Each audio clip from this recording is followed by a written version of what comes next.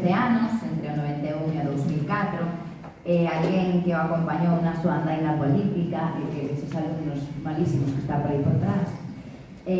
Lembra que como concelleiro de Facenda foi quen lle ensinou a ler os orzamentos en clave política. Diz que é rigoroso, ou super rigoroso tamén, que nunca improvisou, que durante a súa andaina política estudaba os temas até o infinito e que era brillante no discurso. Di tamén que compartiu filas con el, que sempre foi integrador, directo, máis conciso, non, Carlos, dime que non es conciso. Eu a tope contigo porque teño as mesmas dificultades. Din que precisas que as cousas queden meridianamente claras.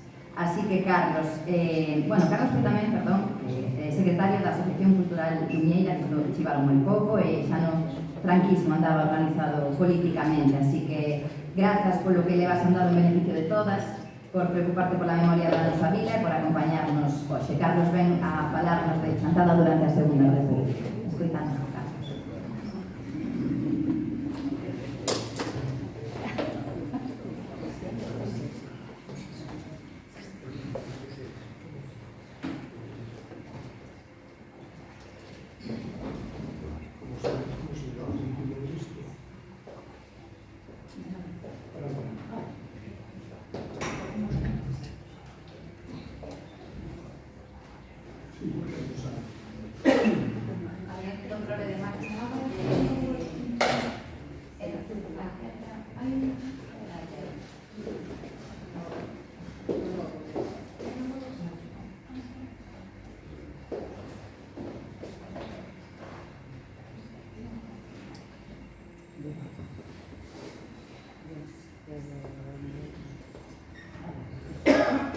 É que como me din que non son conciso, justamente traio digamos a chuleta aí para que moitas cousas as deixades escritas e eu evite pois referirme a elas ou referirme de maneira moi sucinta, non?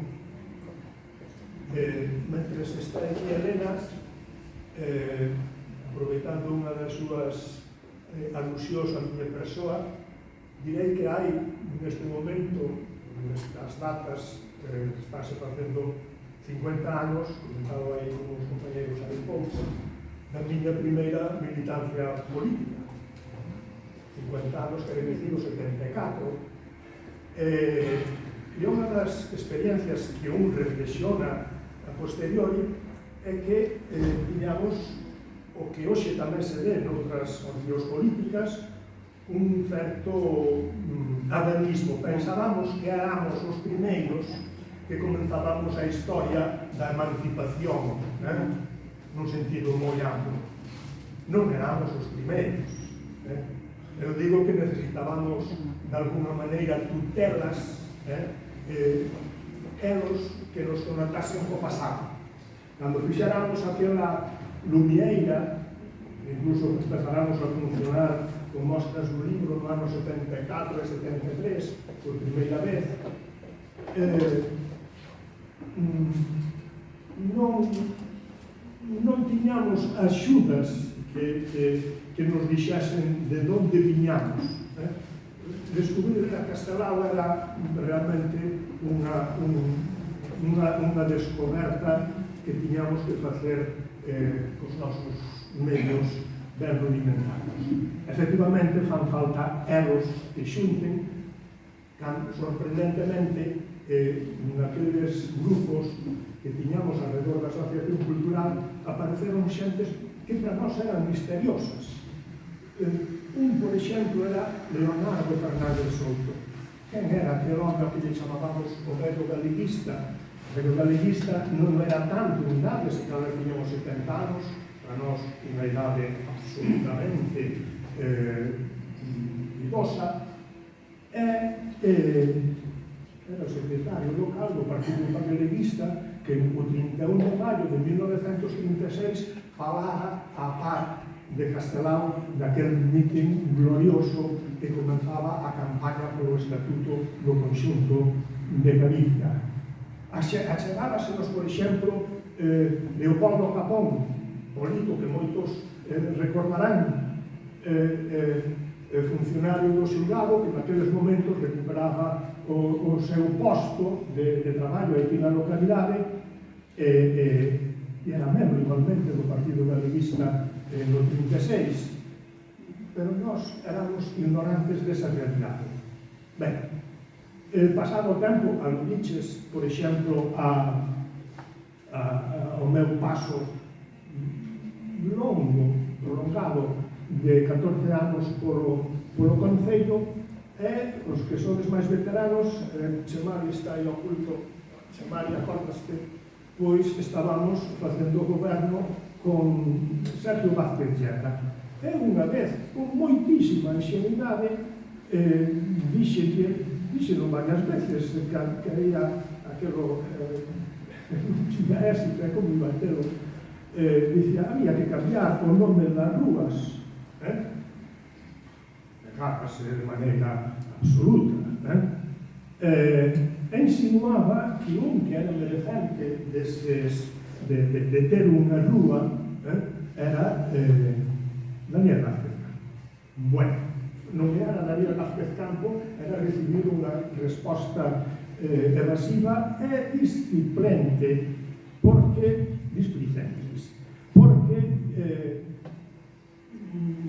era absolutamente incompatible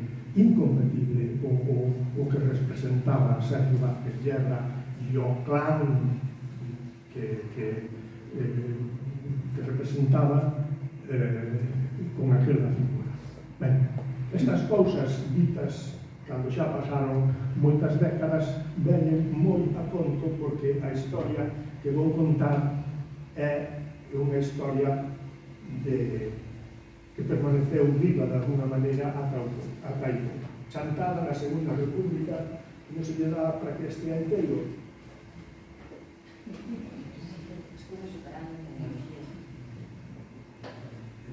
Aquí era o lógico,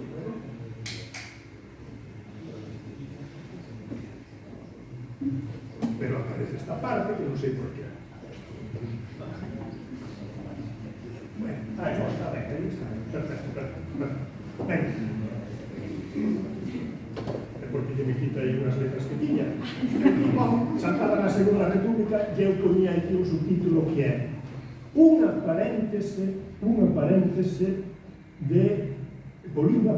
política, porque ese é o aspecto que quero introducir, ou me referir, unha paréntese política de ilusión e tensións e esperanza. Ben, por que é unha paréntese? Porque de alguna maneira a República foi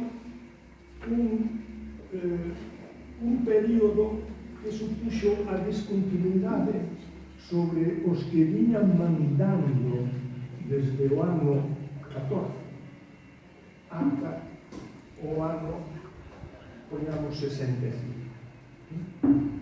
Ou tamén outra pequena paréntese que foi a de Jesús Fernández Taboada no período primo-riverista entre os anos 1924, 25 e 26. É 27 parcialmente. Eso é un lo que vengo. Ben,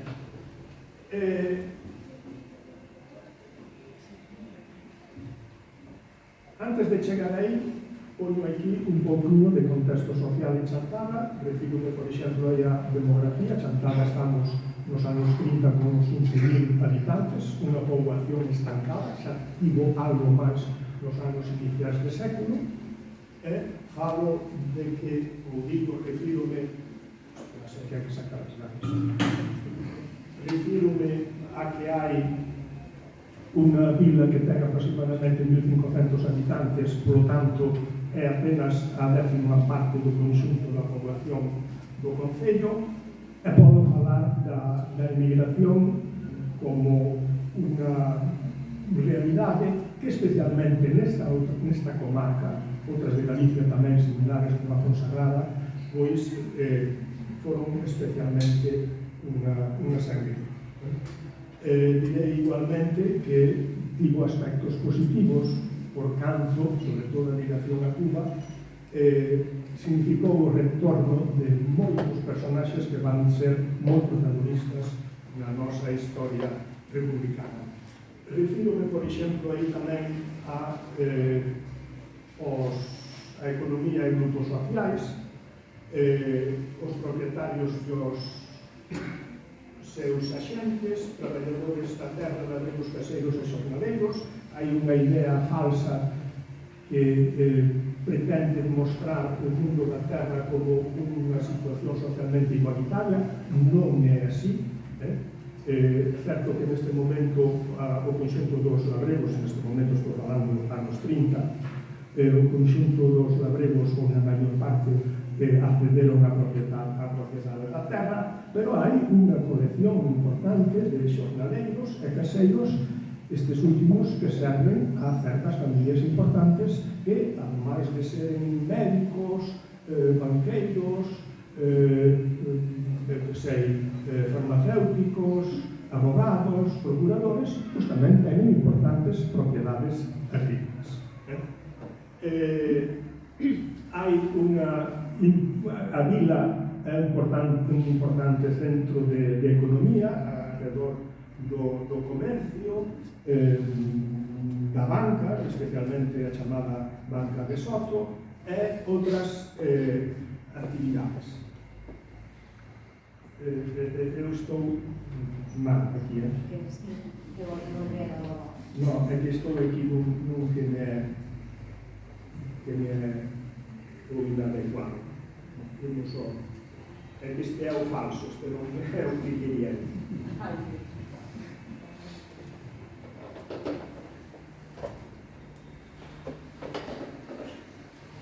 Que fallo da internet. Eso non falta, non? Dentro do falso.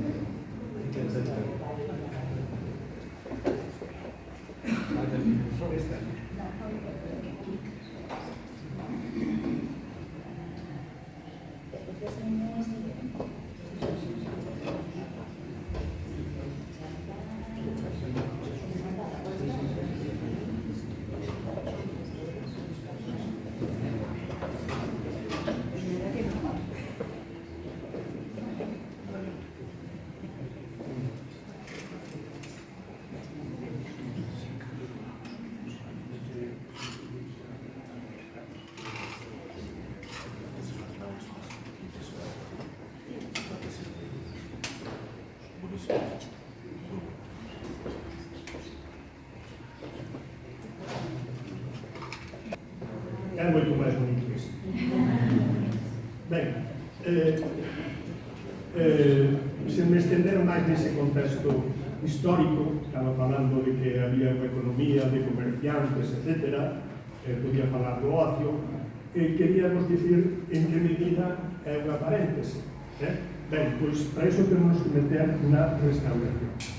Eu teño aquí unhas referencias de como era o combate político na restauración. Había unha liña liberal que representaban os Sotos, Benito Soto Linares, o banqueiro, mais tamén os Guerra, que eran sobre todo representados por Leopoldo Rodríguez Guerra, da casa de Mouricios, unha casa forte, importante, de propietarios de Mouricios. A liña conservadora realmente dominante case sempre, estaba representada, pues, por exemplo, por Manuel Veiga, pero chegados os anos 12 aproximadamente, hai unha figura emerxente que terá moita importancia en Chantada, que é Pedro Antonio Martina, oficial, mellor dito, secretario do xulgado. Pedro Antonio Martina producirá unha escisión nos conservadores de tal maneira que por volta do ano 14 xúntase cos liberais da liña Soto-Guerra, xa unificados, incluso dunha maneira familiar, por matrimonios entre unha casa e outra, e forman a chamada conxunción, por así dicirlo, a conxunción liberal conservador. Non é unha cuestión específica de Chantada, é o que viña dominando no conxunto de España. Na provincia de Lugo, eso estaba representado por Besada, Augusto Besada, conservador, e polo liberal Pepe Benito. Lembremos que son personaxes importantes. Ben, quen é o diputado que exerce esa representación por Chantada e a cal está vinculada esta familia dominante? Pois Leonardo Rodríguez. Leonardo Rodríguez vai ser o grande unificador político das distintas correntes políticas de Chantada. Quen queda na oposición? Os conservadores resistentes, que son os mauristas. O maurismo nos anos 12, 13, 14, etc. é un partido moderno. Moderno no sentido en que empeza a facer campañas ocupando as entidades sociais que el mesmo promociona acompañado da Iglesia. Por exemplo, moi importante aquí, dominado polos mauristas, pois, por exemplo, entidades religiosas como de rapaces novos, como, por exemplo, os antonianos, la juventud antoniana, importantísima, como podemos ver despois. Ou, por exemplo, dirixindo os exploradores. Ou, por exemplo, montando periódicos.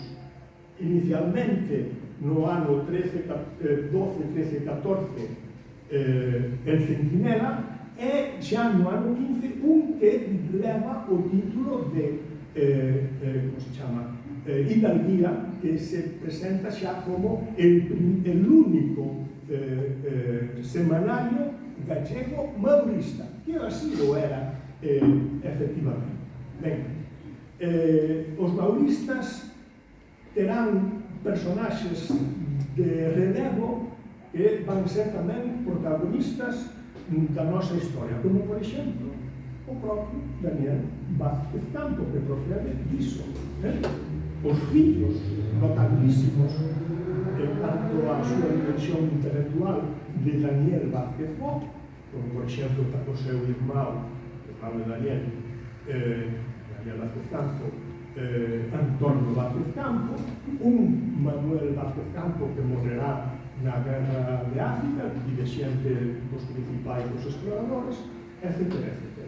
Ben, esa coalición neonazista está, por lo tanto, dominada por Sordos Guerra, un cacique moi principal, que é este Pedro Antonio Martina, pero Leonardo Rodríguez é un home de moitísimo interese político, por tanto, estamos nunha época en que hai que traballar o voto, e xa non son ises os axentes aos que eu pode recorrer, porque xustamente chegados os anos 20, despois de que Ramiro File, outro personaxe importante, aí está a Reneta, a miña muller, despois de que Ramiro File funde a primeira sociedade agraria, hai as sociedades agrarias anteriores, pero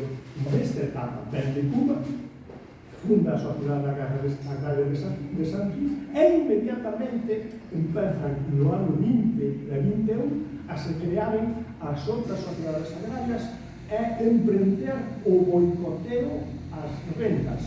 Aquí non se paga o foro, o cal ocasiona, e isto non se di, en concreto, 3 mortes. Unha morte justamente dun propietario de Bensal que dispara ao navego, e outras 2 mortes que se ocasionan por os pistoleiros, unha especie de espiróis que contratan os patróns, os propietarios, neste caso en concreto da travesa de Salavelle, que matan a 2 labregos que estaban intentando boicotear os traballos que estaban facendo aqueles pistoleiros para o señor de Cajalcanas. Ben, E hai outras mortes probablemente con ese contido. Hai un propietario de Vermont que mata a un dos caseiros que probablemente tiene ese contido, etc. A guerra, ou se queredes, a actividade dos agrarios, hai que tela en conta, a pesar de que, para moitos, resulta revolucionaria, parece que ven aí unha especie de bolcheviquismo, hai un temor enorme aos sucesos que puderan vir aquí importados da Rusia revolucionaria, e hai unha loita por dirixir o movimento agrario. Un referente do movimento agrario na política é o propio Pedro Antonio Marquina, e alrededor dele créase unha candidatura agraria que Leonardo Rodríguez consegue que non haxa competencia. O ano 20 ganan as eleccións os agrarios e imponen ao alcalde que vai ser Emilio Valladares González, un tenente alcalde que se vai chamar Manuel Santeiro, que é importante ter en conta porque Emilio Valladares é moi absentista, en fin. Ben, non é da satisfacción dos agrarios, e de feito, Ramírez Cidre e outros dirixentes, cando son as eleccións ao Congreso, diríxense personalmente a Leonardo Rodríguez para dicir que ou nos apoias con estas condicións ou nós non vimos atrás de ti. Hai outros dirixentes do maurismo, como por exemplo Germán Seijas, e máis o médico Mariano Cedrón, que tamén procuran esa hegemonía e pretenden un pouquinho indisciplinadamente ofrecer tamén os servicios a Leonardo Rodríguez. Basearás para ser diputado no ano 21 nestes que están aquí. Desde os que están aí, a ver se pode ir a ABC, porque foi a foto máis nítida que atopei, a que ofrece na rede o diario ABC. Bueno, pois esa é a foto onde os agrarios poderosísimos desfilan por Chantada cando se produce o funeral de Leonardo Rodríguez, que morre no ano 22.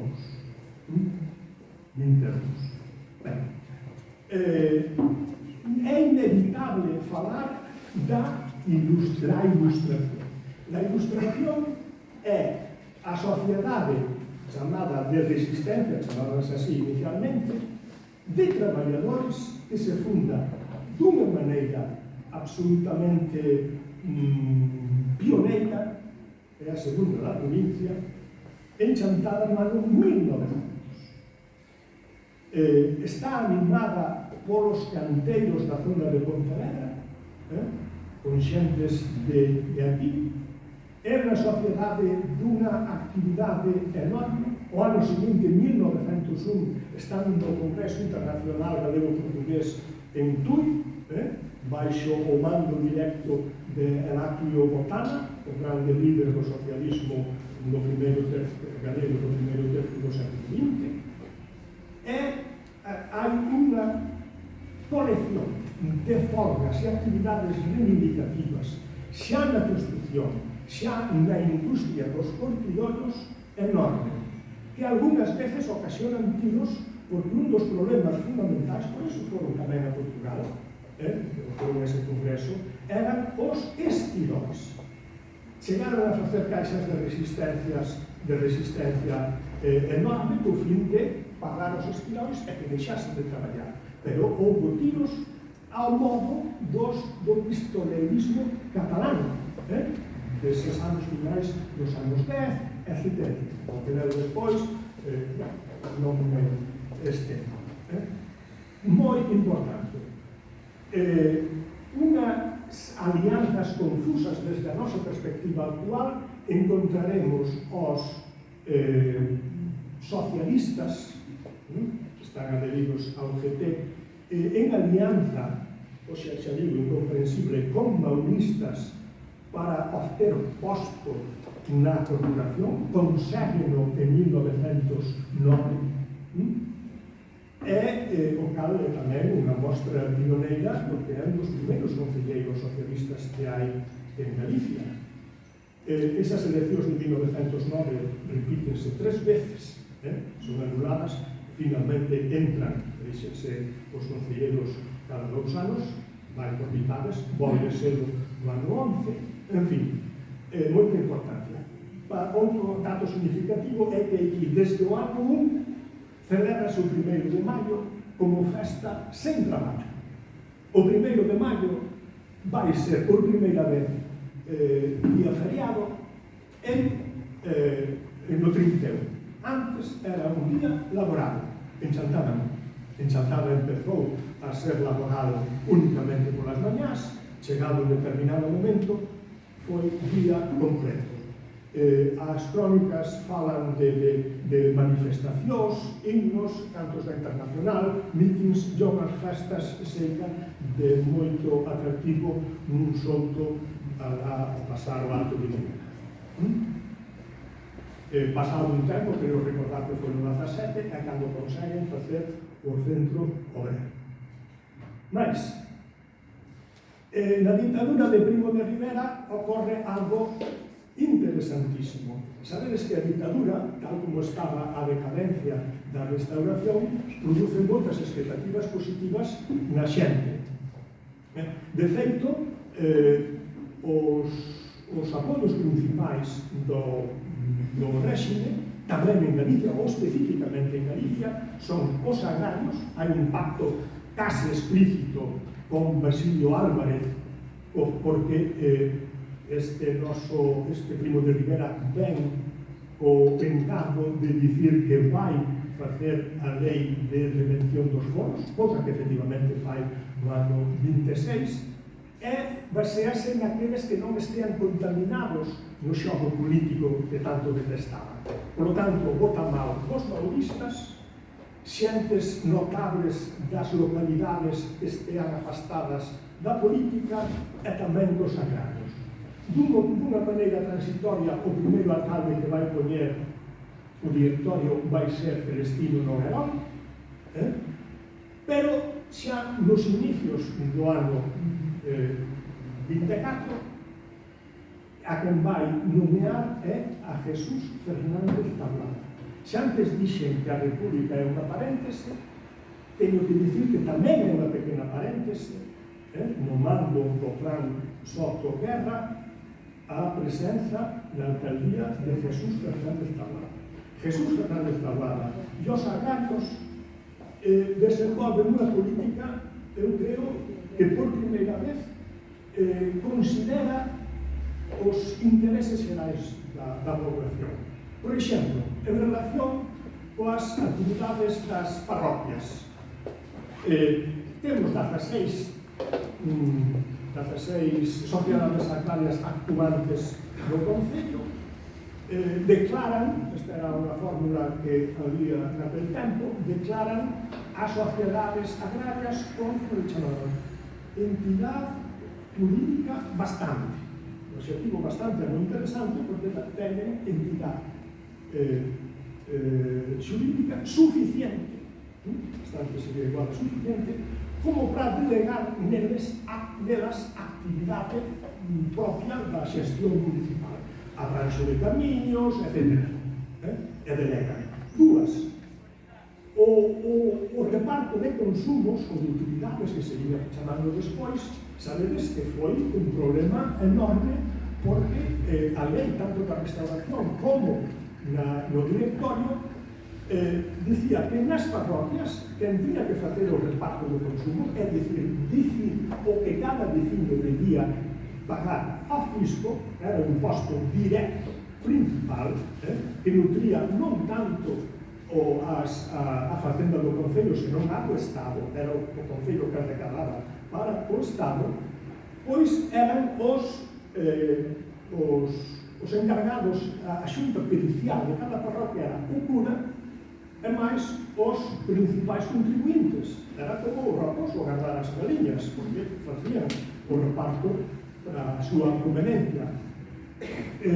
Este Jesús Fernández Taboada adoptou a medida de introducir unha potestade que lle daba a lei dous agrarios, aí non sabía, que senón outros tipos de veciños, que tamén estivesen no reparto do consumo.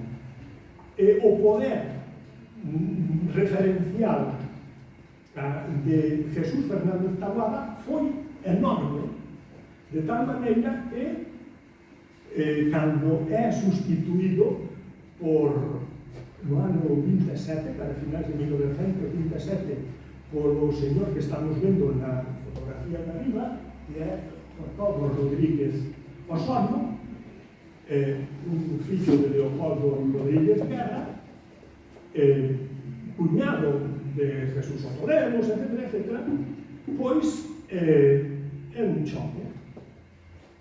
É o ascenso do clan Soto Guerra novamente, debería poñer aí novamente, o cal é tremendo porque revela algo que se mostra en todos os sitios, que aquel afán regenerador do directorio non existe. Ampárase para se prolongar o réxime e o poder, ampárase nas forzas vivas locais, e aquí bota mans do clan Soto Guerra. Pois, por exemplo, ponendo na dirección do partido que crea o réxime, a Unión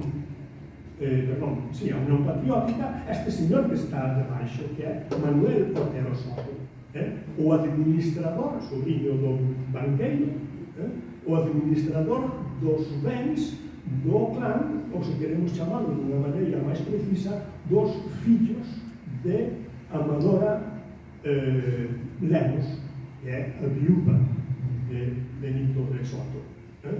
Ben, Jesús Soto Lemos, que veremos máis adiante como alcalde, é, a parte de ser parente por primo, é tamén cuñado de Manuel Soto Lemos, en fin, é o que vai dirixir o outro órgano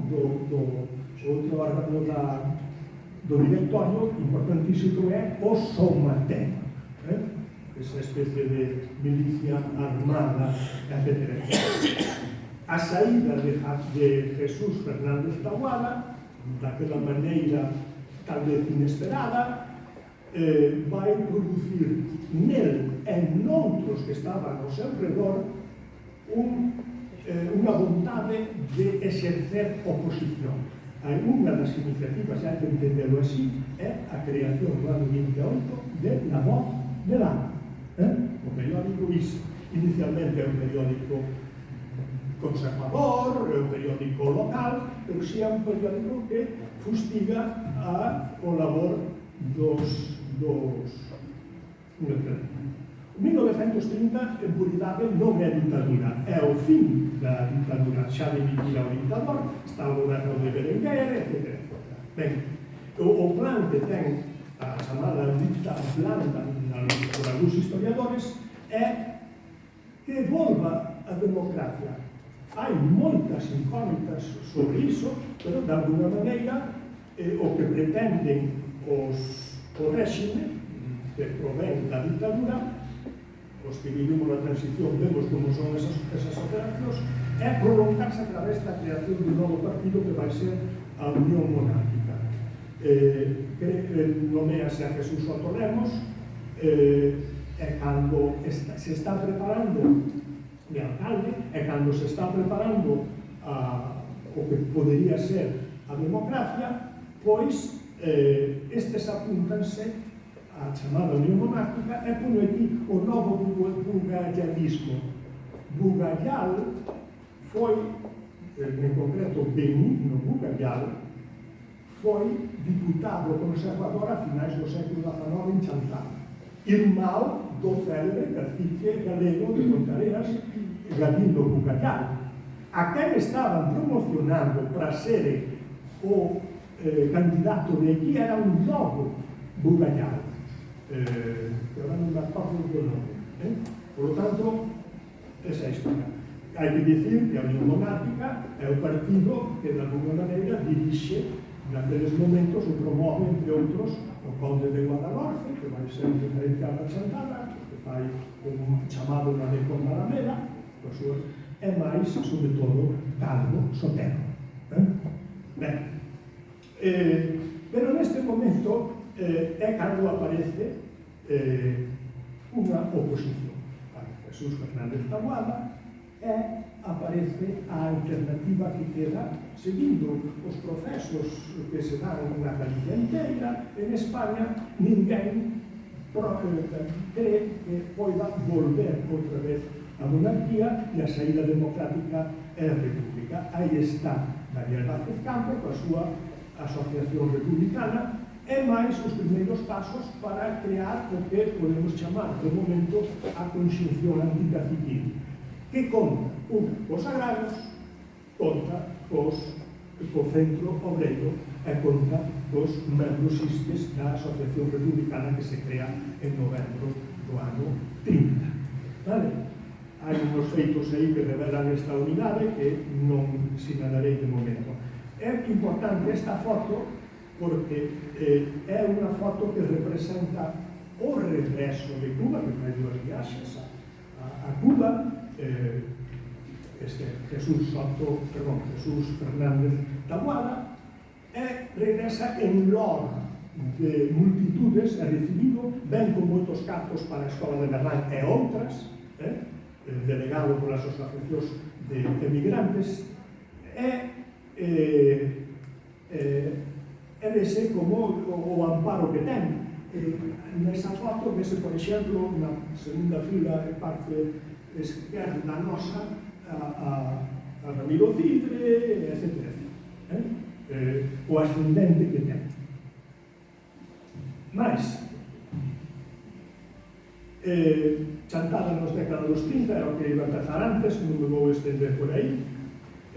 Pone unha foto que é a foto da Alameda antes de se facer o malecón e de destruir a ponte, esa ponte probablemente medieval, histórica, que estaba aí, e realmente non corresponde aos anos 30, porque justamente no 29 e 30 é cando acaba de facerse o malecón e de poñerse en funcionamento a nova, moderna ponte que hai hoxe.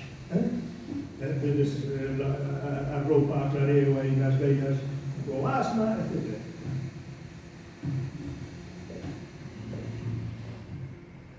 O memorable 15 de abril de 1930. Esta foto enseñou-nos xa antes o Rafa, verdad?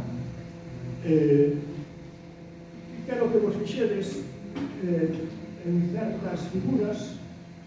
Eu vexo aí a Daniel Vázquez Campo, este señor alto que ten como un mechón branqueado, velo a Espellanovo,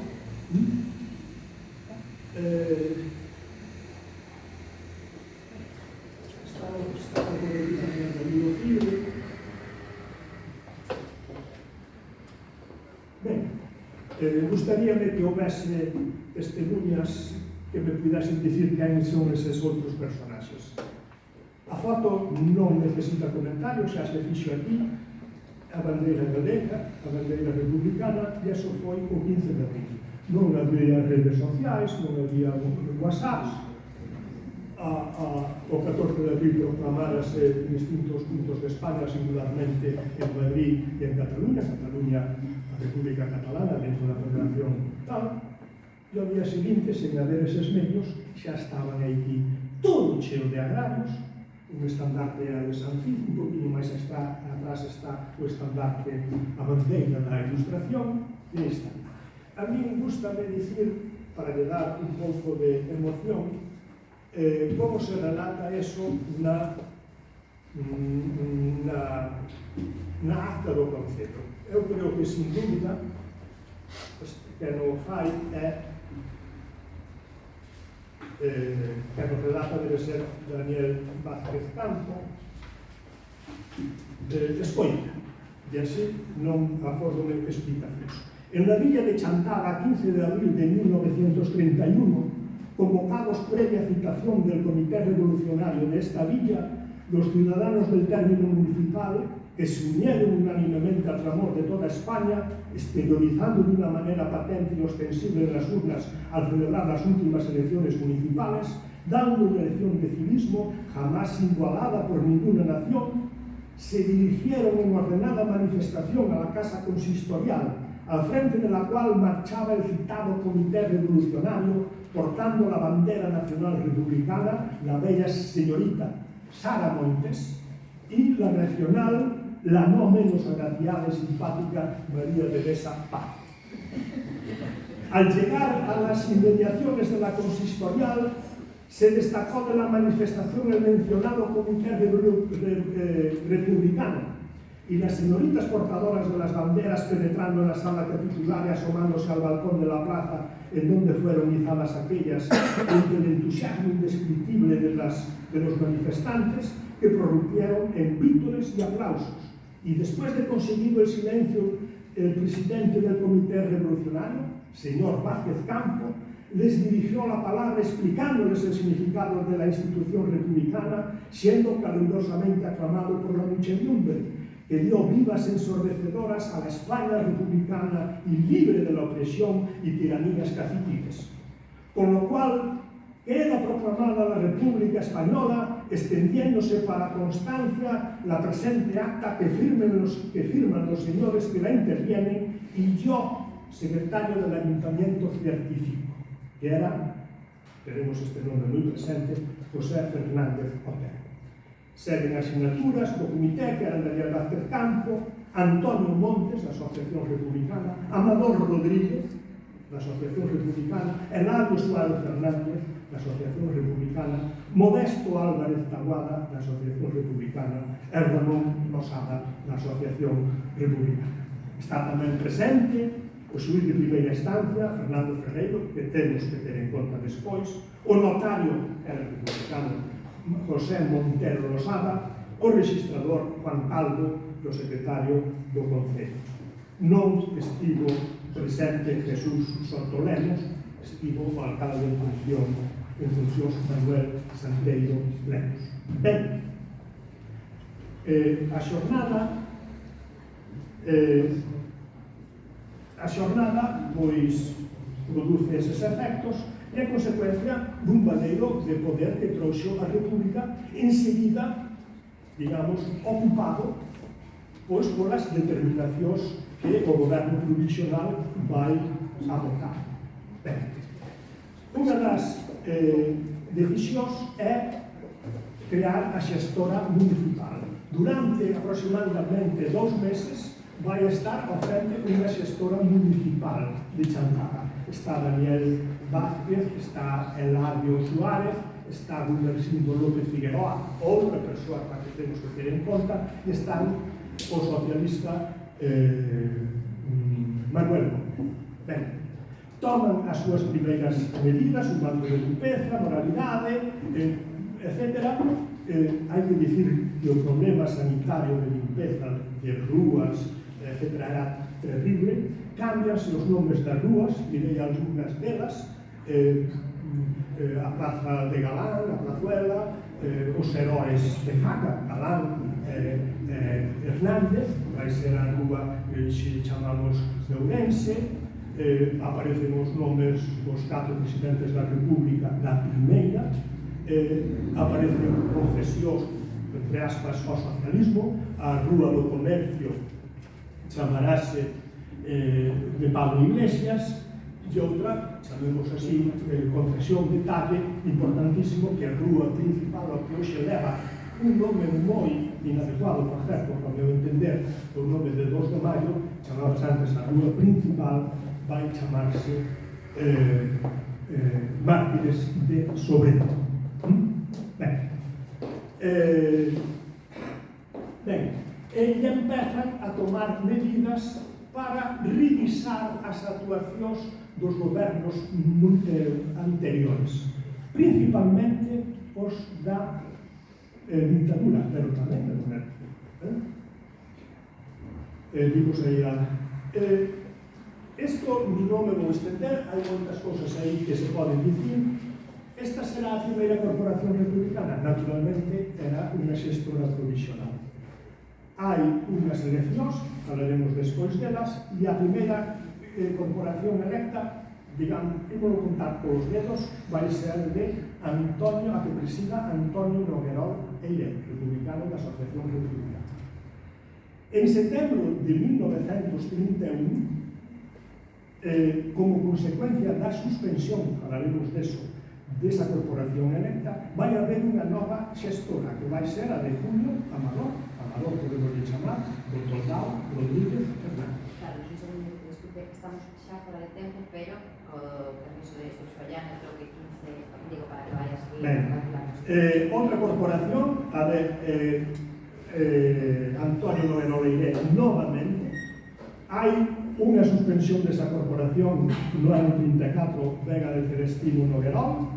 A de Celestino Noguerol obrigado a dimitir e vai volver aquel alcalde que se chamaba Emilio Valladares.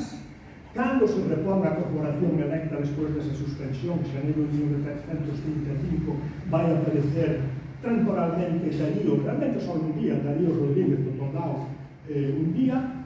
Vai aparecer tamén de alcalde transitoriamente Ramón Montes, de Merlán, e cando se incorpora, porque tuvo que sufrir un proceso, Casimiro Miguel Regal e outros tres que estaban con causas especiais, vai ser este, Casimiro Miguel Regal, Majá, o alcalde, e no 19 de xullo, fixámonos, 19 de xullo de 36, un día despois do Covid.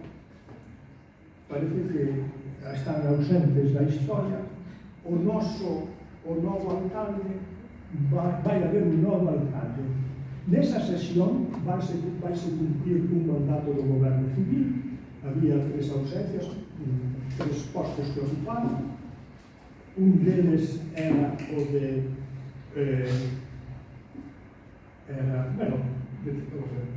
Daniela Cecampo, etc.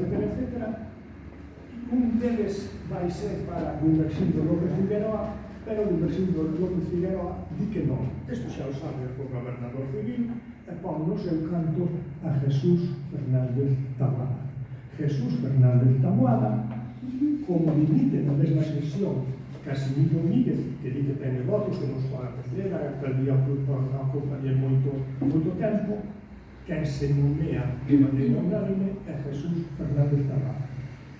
Ou seja, o último alcalde republicano, pero só o foi unha semana, foi novamente Jesús Fernández Taboada.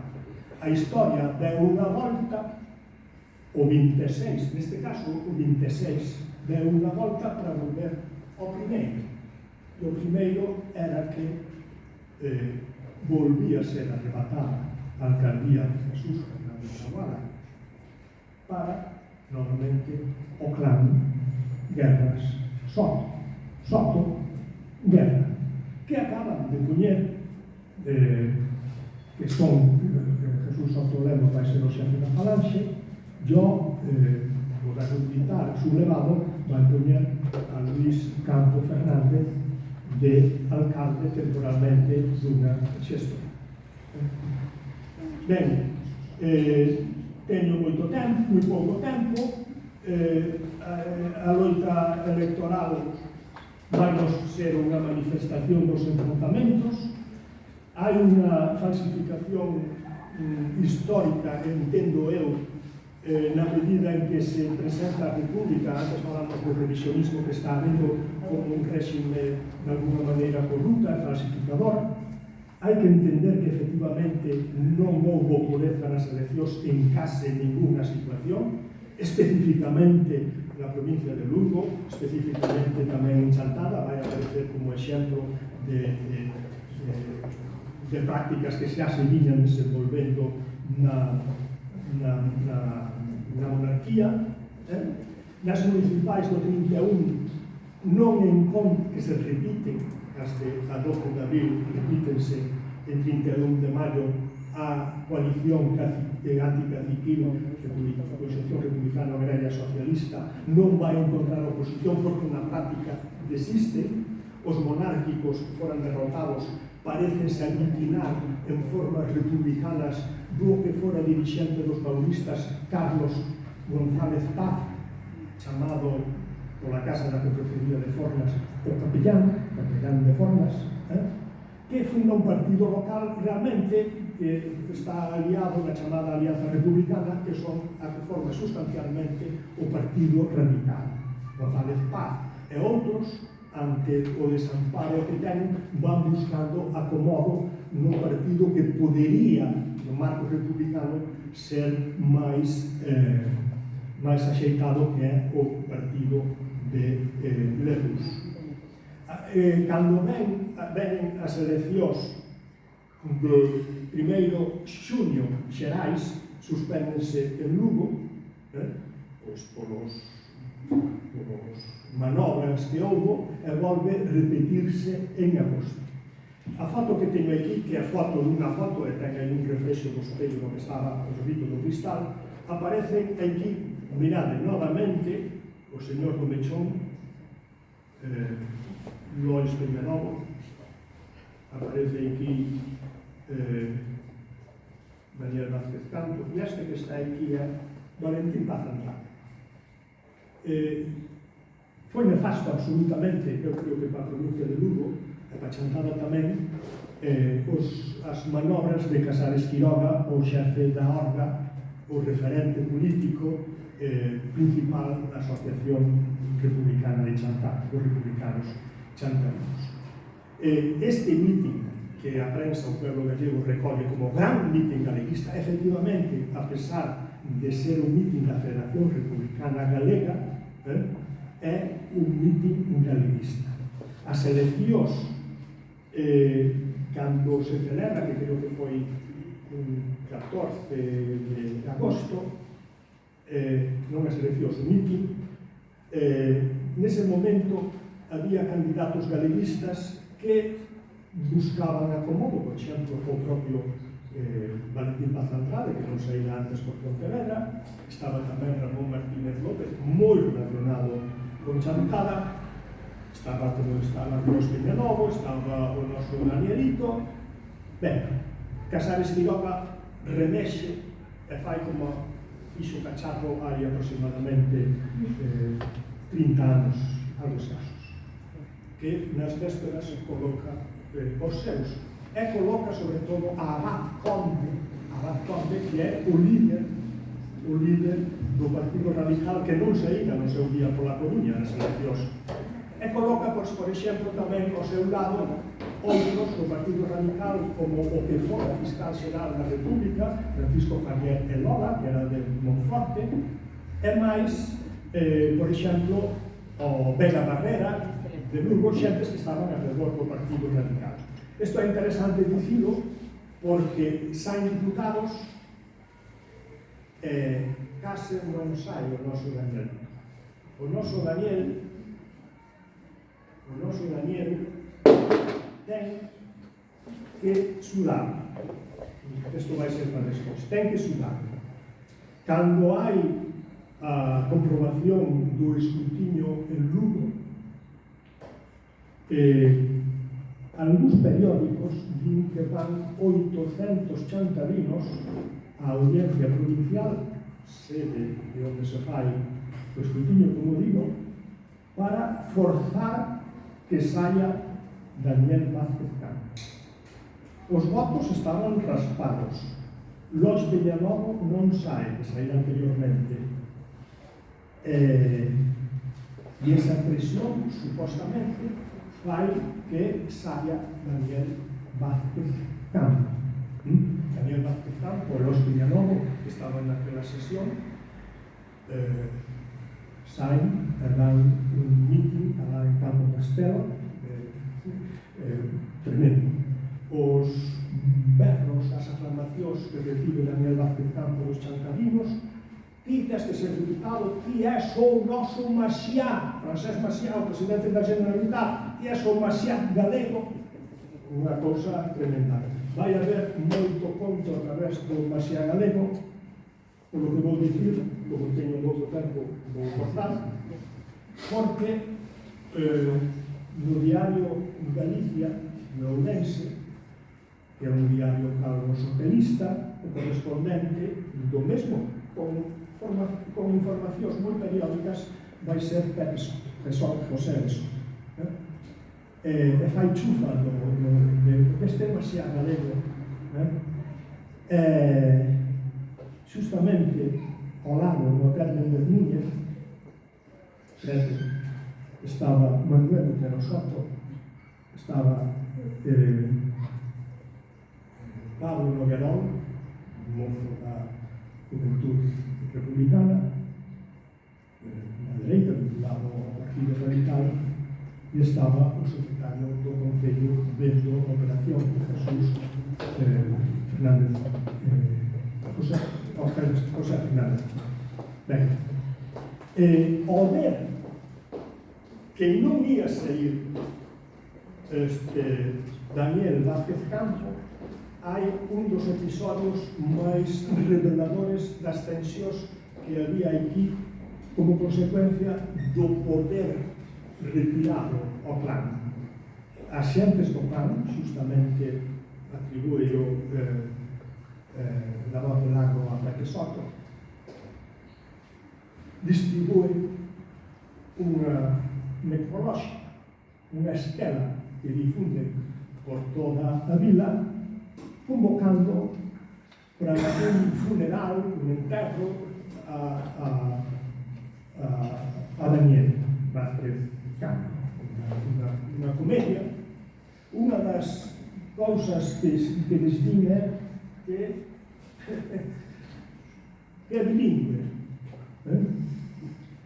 o tal sorprende, ou se cadra non tanto, porque naqueles momentos estaba vixente actuante o periódico Juventud, da Juventud Republicana, os fillos dos caciques, e con esa mesma displicencia que dicía eu antes, arrogancia, chulería, supremacismo, chamaban a La Voz del Lago ese periódico enladado,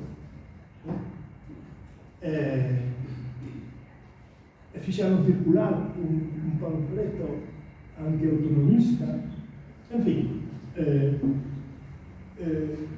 eu creo que tamén hai que reivindicar o galeguismo adquirido e paulatino de Daniel Vázquez Campo.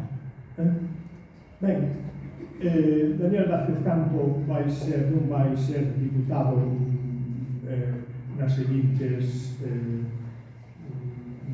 congresos de diputados. Si foi presidente da Deputación transitoriamente, porras, porque había unha xestora e estivo desde agosto do ano 31 ata setembro ou outubro do ano 32.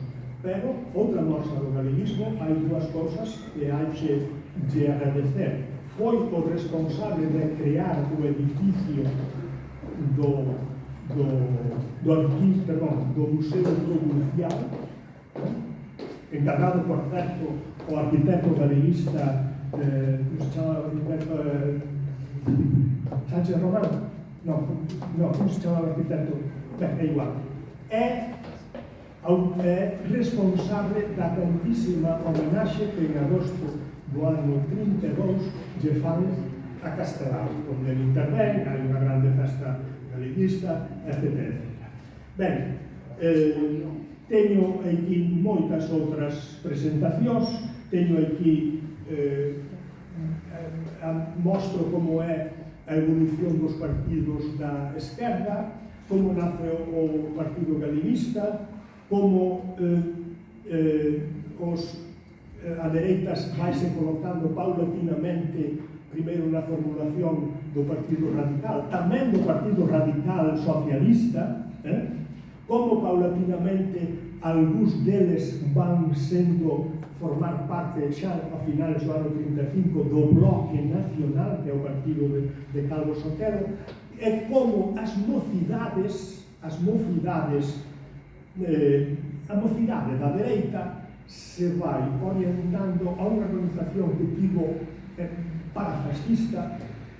Teño aquí unha foto deles que alguén confunde cos falanxistas, efectivamente visten de uniforme, etc., que é a JA, Juventudes de Acción Popular, que preside Manuel Lorenzana Prado.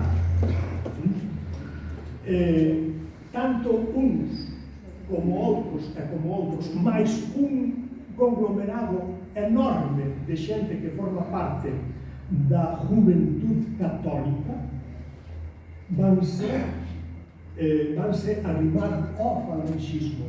Despois do 18 de xullo, os máis deles, pero algúns antes. Os falanxistas é un grupo moi pequeno no 36, por los datos que collín parece que se constitúen en marzo de 1936, inda que hai un histórico que é Modesto Valladares, fillo do aquel alcalde Valladares, Modesto Valladares Rodríguez, tamén Rodríguez veño por Rodríguez Osorio, ese está no acto de falanxe de García cando se constitúen as chamadas falanxes galegas, pero están naquel acto inicial Enrique Campo e outros varios. Teño un listado das militancias de cada quen. Ben, polo lado da esquerda, colocamos aí, por suposto, a Asociación Republicana. Os referentes son a Horda, a Federación Republicana, o Partido Republicano e, finalmente, a Izquierda Republicana. O liderado nos 2 primeiros anos, indubidablemente, é Daniel Vázquez Campo, pero vai habendo un relevo a través da figura transitoria de Manuel Montero Losada, ese notario que antes me referín, e, sobre todo, Virgilio Lemo Santo André, de Centuria, que viñera tamén de Cuba e conseguira o posto de oficial primeiro no Concello. Eu adivinho certa crise na Izquierda Republicana, no Partido Republicano, na Horda, por suposto, despois do ano 35. Porque vexo que hai unhas discrepancias enormes en relación con Casimiro Míguez Najá, alcalde, por parte de Darío Rodríguez, de algún outro. Penso que quedan atenuadas porque aquí, na provincia de Lugo, é un caso excepcional, non hai exactamente fronte popular. A esquerda republicana xuntase con Unión Republicana e fai unha coalición centrista da que están fora os socialistas, os comunistas, etc. Eso fai que estempere, pero eu vexo máis ben que digamos, retrucar esta sospeita que se chamaron outros, porque os vexo máis próximos ao porterismo, outro elemento que forma parte desa conxunción luguesa, sitúase radicalmente na esquerda, pero si hai unha evolución de moitos deses que inicialmente formaban parte da Asociación Republicana cara ao galeguismo transformar en parte do Partido Galegista. Entre eles,